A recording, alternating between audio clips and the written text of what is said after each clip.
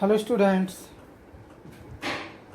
today we discuss about meaning of gender bias and reasons of gender bias in gender school and society। छात्रों, हम देखेंगे लिंगीय विभेद से तात्पर्य, लिंगीय विभेद के कारण, नीचे निम्न कारण लिखे हुए हैं, इन सभी कारणों के संबंध में अध्ययन करेंगे। जेंडर अभिप्राय से यानी कि जेंडर लिंगीय विभेद से क्या तात्पर्य है। जेंडर डिस्क्रिमिनेशन से अभिप्राय बालक तथा बालिकाओं के मध्य में व्याप्त जेंडर इनइक्वालिटी से है। बालक तथा बालिकाओं के मध्य में जेंडर के आधार पर भेदभाव किया जाता है, जिसके कारण बालिका के साथ सोसाइटी में शिक्षा तथा लालन पालन के संबंध में भी भेदभाव किया जाता है, जिसके कारण वह पिछड़ जाती हैं। एंशिएंट टाइम से ही प्रथा है कि पुत्र कुल का गौरव होता है, वह जनरेशन को आगे बढ़ाता है। पुत्र का मुंह देखने से ही नरक से मुक्ति मिल जाती है। इसके अपोजिट लड़कियों को बोझ समझा जाता है और उन्हें घर के कामों पर ध्यान रखने के लिए कहा जाता है। लोग यह समझते हैं कि बालिका तो एक अबला है जिसकी सुरक्षा करनी पड़ती है। सोसाइटी में बालिका को हे की दृष्टि से देखा जाता है और कहा भी गया है कि अबला जीवन हाय तुम्हारी यही कहानी, आंचल में है दूध और आँखों में पानी। अब हम देखेंगे लिंगीय विभेद के कारण, रीजन्स ऑफ जेंडर वाइज। जैसा कि हम सबको विदित है, जेंडर डिस्क्रिमिनेशन आज इंडिया में ही नहीं अदर कंट्रीज में भी देखने को मिलता है।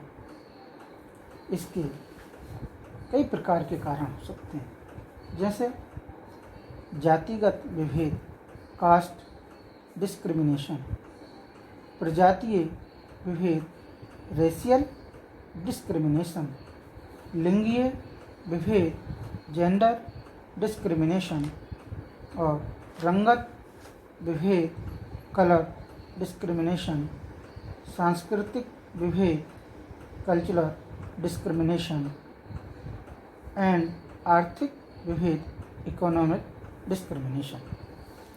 ओके स्टूडेंट्स, अब हम देखते हैं सबसे पहले मान्यताएं तथा परंपराएं। हमारी जो बिलीफ्स एंड ट्रेडिशन क्या हैं। जेंडर डिस्क्रिमिनेशन का एक प्रमुख कारण भारतीय मान्यताओं और परंपराओं का है। यहाँ जीवित पुत्र का मुख देखने से पुण्य नामक नरक से मुक्ति का वर्णन मिलता है। फ्रीडम फ्रॉम हेल, स्त्रियों को चिता को अग्नि देने का अधिकार भी नहीं दिया गया है, जिसके कारण भी पुत्र को इम्पोर्टेंस मिलता है और वंश चलाने में भी पुरुषों को ही प्रधान माना गया है। अर्थवेद में वर्णन आया है कि स्त्री को बाल्य अवस्था में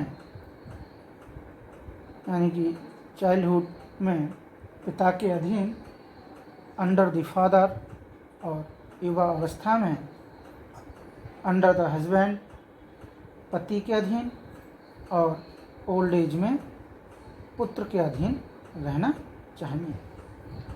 इस प्रकार स्त्रियों का अस्तित्व मान्यताओं, परंपराओं और सुरक्षा की बलि चढ़ा दिया जाता है। इस प्रकार मान्यताएं तथा परंपराएं लिंगीय विभेद में ग्रोथ करने का एक प्रमुख कारण है। नेक्स्ट है हमारा संकीर्ण विचारधारा, नैरो आइडियोलॉजी।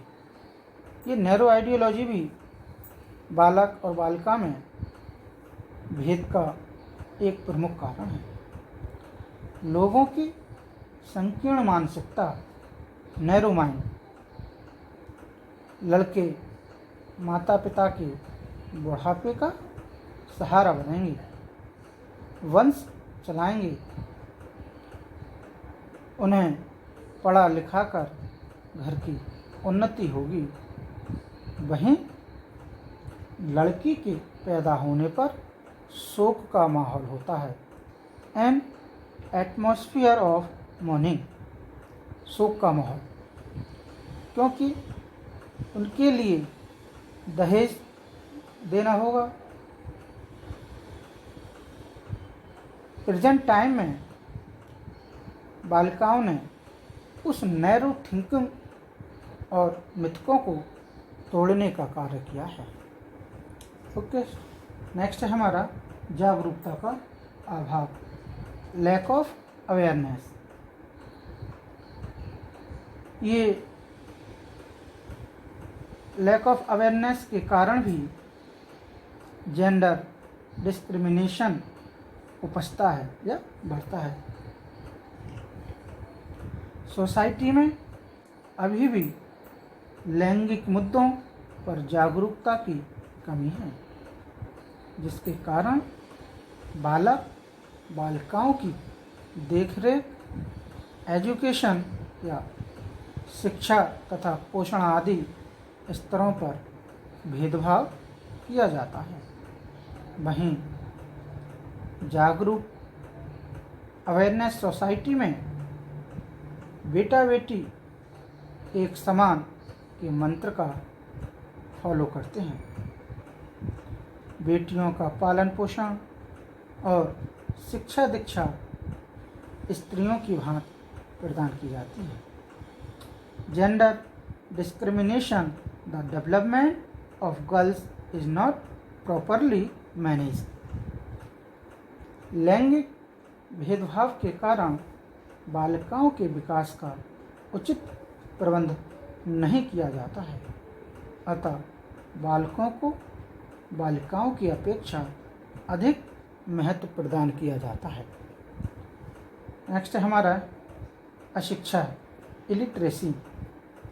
सेक्सुअल डिस्क्रिमिनेशन में अशिक्षा की भूमिका भी महत्वपूर्ण है।